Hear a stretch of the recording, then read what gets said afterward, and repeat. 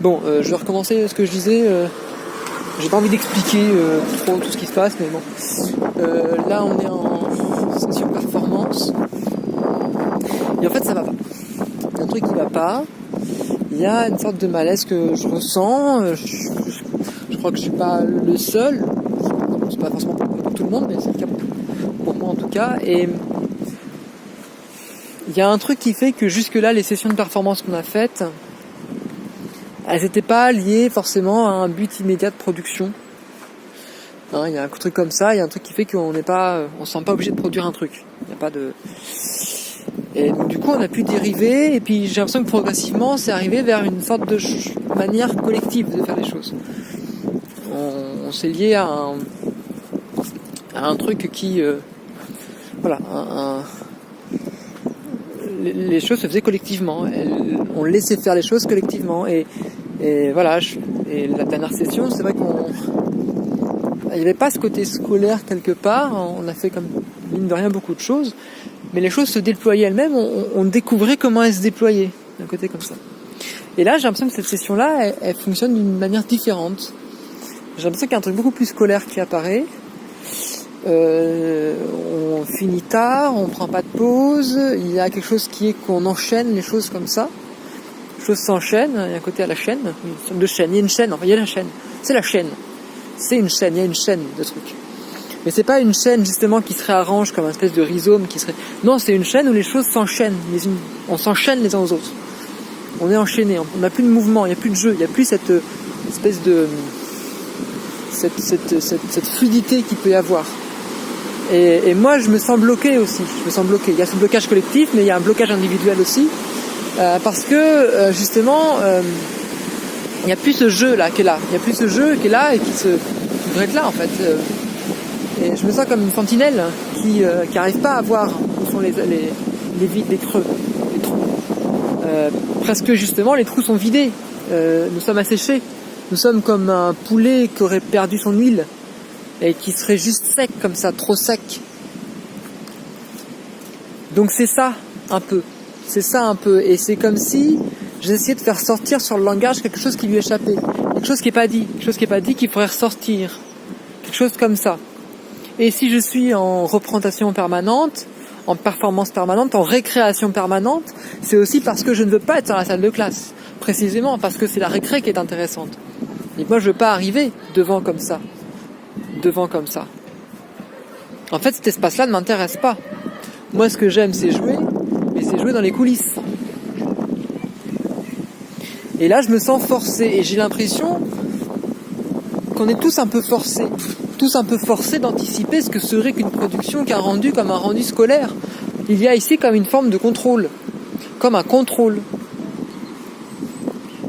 Et je ne comprends pas pourquoi lorsque des étudiantes criaient comme dans une forme pour faire cette performance, quelqu'un a dit oui voilà, c'est agressif de crier, faudrait pas prendre les gens en otage. Pourquoi les autres n'ont pas réagi en se disant oui mais la dernière session tout le monde a crié et on cherchait justement une agression, on cherchait à se faire agresser, on l'a tous cherché, on l'a tous fait ce truc là. Et pourquoi là à ce moment là quelque chose ne s'est pas dit, quelque chose s'est bloqué, il y a eu un blocage, il y a quelque chose qui veut être dit qui ne veut pas être dit. Et même moi en fait je crois que je vais dire quelque chose et ce n'est pas dit. Et en fait, entre ce que je peux dire, justement, aussi, entre ce que je peux affirmer, exprimer ou pas, c'est pas la même chose. Et je crois qu'il y a encore une fois un rapport au cadre. En fait, ce que je n'aime pas ici, je crois, c'est le cadre. C'est le cadre qui me semble trop dur et trop fermé, trop restreint. Et en même temps, c'est comme si justement j'attaquais le cadre, j'ai l'impression que ce n'est pas la bonne position à avoir. La position qui serait celle qui attaque le cadre, tout de suite serait mise à côté. Elle serait tout de suite, elle serait pas entendue. Et j'ai l'impression que c'est ça. Et quand un étudiant aussi a dit tiens, ça serait bien qu'on fasse des pauses, et puis que notre a dit non, c'est pas, il faut, on n'est pas très pause quelque part. Il y a une sorte de culpabilité, comme s'il y avait des sortes d'isolement. On est dans une forme d'isole. Il y a quelque chose qui isole quelque part. Et il y a des structurations qui reproduisent non pas une rhizome communicationnelle, mais des structures des structures qui passent par des points et qui chopent la communication. J'ai l'impression que la communication, elle est chopée, elle est attrapée, elle est capturée par quelque chose, par un point. Et en même temps, comment montrer ce point? Comment, quelque part, désengorger ce point sans rentrer dans une situation de conflit, où on serait un point contre un autre, où on serait une personne contre une autre? Comment éviter ça?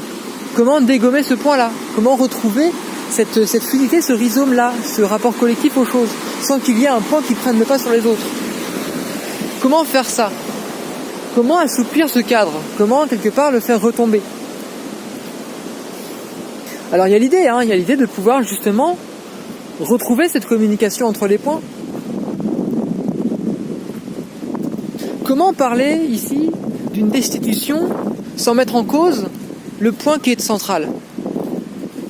C'est la question ici. Parce qu'en même temps c'est un peu facile aussi d'accuser ce point, parce que s'il y a ce point-là, c'est parce que quelque part il y a quelque chose qui a été vampirisé quelque part, et qui s'est laissé vampiriser. Donc comment faire?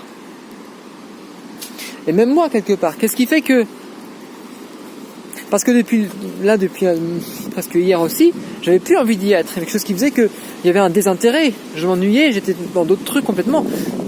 En fait, j'aurais dû partir en me disant ça m'intéresse plus. On fait une espèce de tour de table scolaire et moi, ça m'intéresse pas de faire ça. Et après tout, c'est vrai que si ma performance elle s'inscrit aussi en permanence dans le quotidien, dans les choses, qu'est-ce qui fait que je me sens obligé d'être là? Si justement mon travail, il faut que je sois honnête là-dessus, si mon travail c'est d'être dans une forme d'honnêteté radicale, c'est un petit peu ça, ce que je cherche c'est le geste qui soit honnête.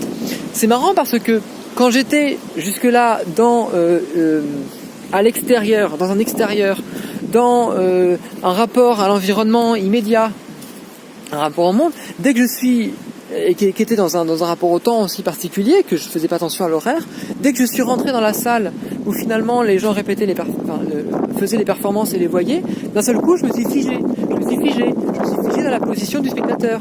La position du spectateur qui doit regarder, et éventuellement qui doit participer après à la fin en levant la main. Et en fait je me suis dans une position d'élève aussi ici.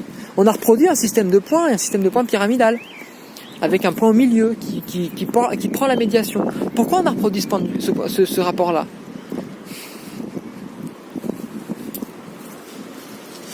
J'ai l'impression ici qu'on reproduit des choses, parce que c'est la même chose, qu'on reproduit des types de schémas, des schémas de session, où il y a un ascendant, il y a un point qui, au début, se pose comme celui qui pointe quelque chose. Celui qui pointe quelque chose comme étant la fonction qu'il faut faire. C'est que c'est lui qui dit, un petit peu comme sorte de guide en disant il faut mener vers ça, il faut faire ça. Sauf que justement, ça n'est possible que dans la situation où le réel, les choses vont dans ce sens-là. Celui qui donne la direction, le guide, ne peut le faire celui qui fixe le cadre, ne peut le faire qu'à la condition que ce cadre tienne. Et tienne dans le temps, et sinon puisse se remodifier en fonction des circonstances. Or, j'ai bien le sentiment ici que, pour quelques-uns en tout cas, ça ne tient pas, ou en tout cas que ça frotte considérablement avec les choses qui se sont mis en place elles-mêmes. Et c'est marrant parce que ça joue sur différents points.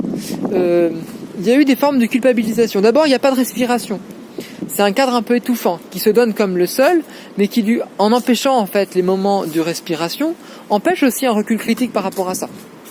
Ça, c'était un point. Mais justement, ce moment-là de non-respiration, de non-vide, c'est du non-vide, hein, c'est un déni du vide. C'est ça que on n'accepte pas le vide des choses elles-mêmes. En fait, étouffe, hein, et est dans une espèce de... on ne respire plus, on est dans une espèce de burn-out, quoi. C'est comme ça.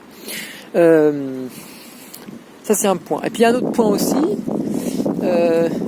donc oui, qui était une sorte de culpabilité, quelque part. Culpabilité de prendre ce vide-là, hein, comme auto-culpabilité, parce qu'en fait, ce point-là, c'est même pas une personne, en fait. Ce point-là, c'est une crispation collective. C'est-à-dire, c'est une névrose qui s'incarne quelque part. C'est un point de concentration, quelque part. Ce point de concentration, donc, il est lié aussi une forme de culpabilité qui fait que dès que ces choses-là sont tentées, elles sont culpabilisées. En considérant que c'est pas bien, c'est pas correct, c'est pas ce qu'il faut. Et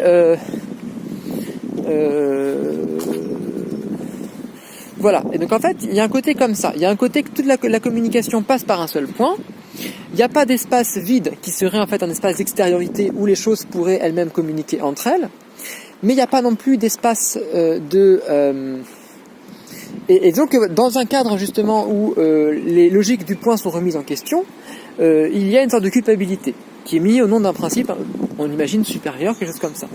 Peut-être que la solution serait de remettre ici en question le principe supérieur, c'est-à-dire qu'est-ce qui fait que on porte crédit à ce point. S'il y a ce point, c'est que justement il y a un crédit qui est porté sur le point central. Et ce point central, c'est parce qu'il se donne comme centre. Et s'il se donne comme centre, c'est parce que c'est lui qui définit qu'est-ce qui est juste, qu'est-ce qui à ce moment-là fait sens pour lui. Et c'est justement cette question de sens qu'on peut poser, c'est-à-dire quel est le sens que l'on veut donner aux choses. Et est-ce qu'on est d'accord avec le sens sur lequel la personne se place en guide, le point se place en guide. Quelque chose comme ça. Voilà. Et là, par exemple, donc moi, ça me permet d'être plus clair sur ce que je souhaite, mais on voit que j'utilise un message codé parce que du coup, je ne nomme personne en faisant ça. Cela dit, je me rends compte que c'est le même schéma que d'autres schémas qui sont déjà arrivés, qui ont été des schémas un petit peu de manipulation, malgré soi, hein, où il y avait justement des points qui voulaient prendre l'ascendant sur les autres, qui voulaient dire qu'est-ce qui devait se passer, de quelle manière. Et justement, en fait, c'est dommage, parce que c'est au moment justement où on n'essaie pas d'imposer quelque chose, mais d'écouter ce qu'il y a pour pouvoir l'organiser et l'articuler, qu'il se passe quelque chose d'intéressant. Et donc du coup, je me rends compte que je suis dans mon bon droit à ce niveau-là, et que justement, le malaise que j'ai eu hier, et la tentative de m'éloigner de tout ça, de prendre de la distance et du recul, correspond à ça. Là, j'ai l'impression qu'il y a un truc qui ne va pas du tout.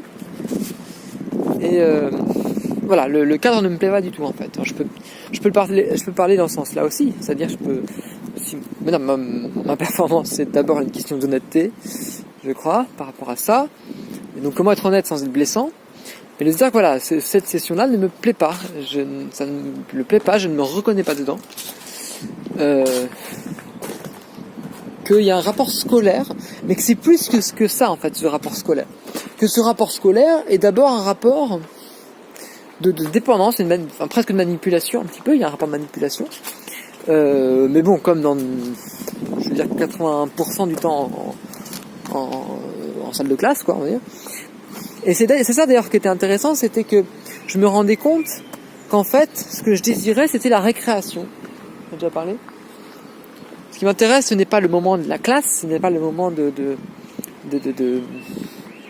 d'institutionnalisation d'un temps de savoir, mais précisément le temps de récréation, le temps où les choses se laissent faire d'elles-mêmes. Et c'est là aussi où justement, je n'aime pas justement quand on souhaite des formes de construction, parce que je me rends compte que les points qui veulent des constructions sont ceux qui imposent aux autres ou au monde un mode de faire, parce qu'il y a quelque part une contraction de quelque chose qui se veut comme tel. Et c'est même pas une question d'être gentil, méchant, c'est pas des trucs comme ça. C'est vraiment une question de contrôle. C'est une question de vouloir imposer au réel sa marque, de refuser au réel ou donc du coup à l'autre avec un A majuscule, hein, ou aux autres, une libre expression à ce niveau-là, quelque part. En fait, c'est un codage, hein. On a accès à un codage à ce niveau-là.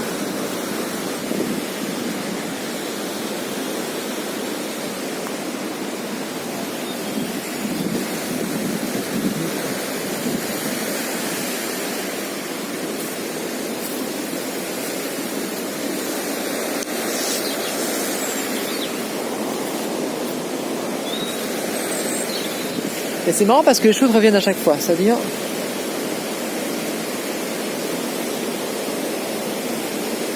dans les autres situations, parce qu'on a eu j'en ai déjà vécu 2 comme ça, celle-là elle est mineur par rapport aux autres, mais il y a des formes qui reviennent, qui sont la culpabilité, qui sont la difficulté à pouvoir parler de quelque chose, parce qu'on se sent coupable de le faire, et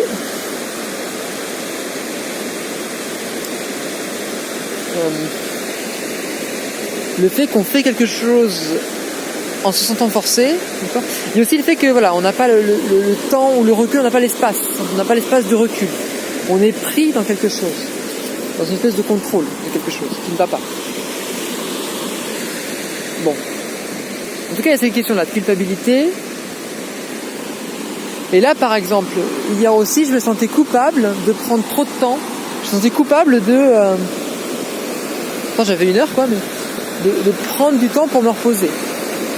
Alors c'est aussi parce que bon, j'étais bien claqué et que je me disais, merde, c'était pas le moment et tout ça, mais en même temps, je me rends compte que, quelque part, il suffisait juste que que pendant 20 ou 40 minutes, 20 minutes aurait même suffi, hein, et d'ailleurs ça a suffi, que je prenne le temps de me poser, de faire de la méditation un minimum, pour me sentir mieux, pour être plus à l'aise avec ce qui se passe, et c'est partie de mon travail en fait à ce niveau-là. Et là justement, j'étais dans une forme de culpabilité de prendre du temps pour ça. Et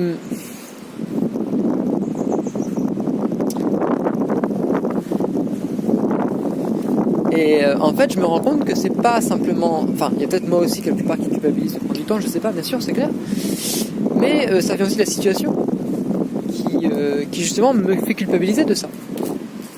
Comme si il fallait que je sois prêt. Et il y a eu ce truc-là dès le départ aussi, de ce truc il fallait qu'on soit prêt. Il fallait déjà qu'on ait quelque chose de préparé. Alors qu'en fait, la situation ne marche pas comme ça. C'est ce qui se passe aussi beaucoup dans la salle de classe, hein, où quelque part on a un rythme beaucoup trop actif. On est dans un hyper-productivisme. Et là, j'ai l'impression que c'est une forme d'hyper-productivisme aussi. Une espèce d'épuisement à la production du visible.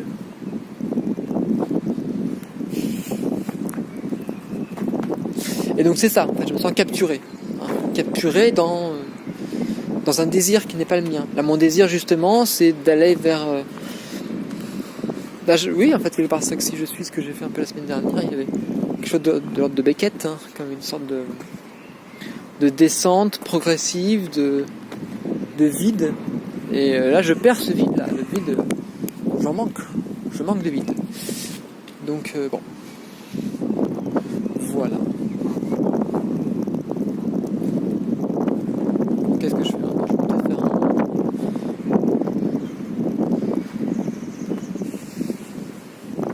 faire peut-être un temps peut-être de méditation. Bien utile.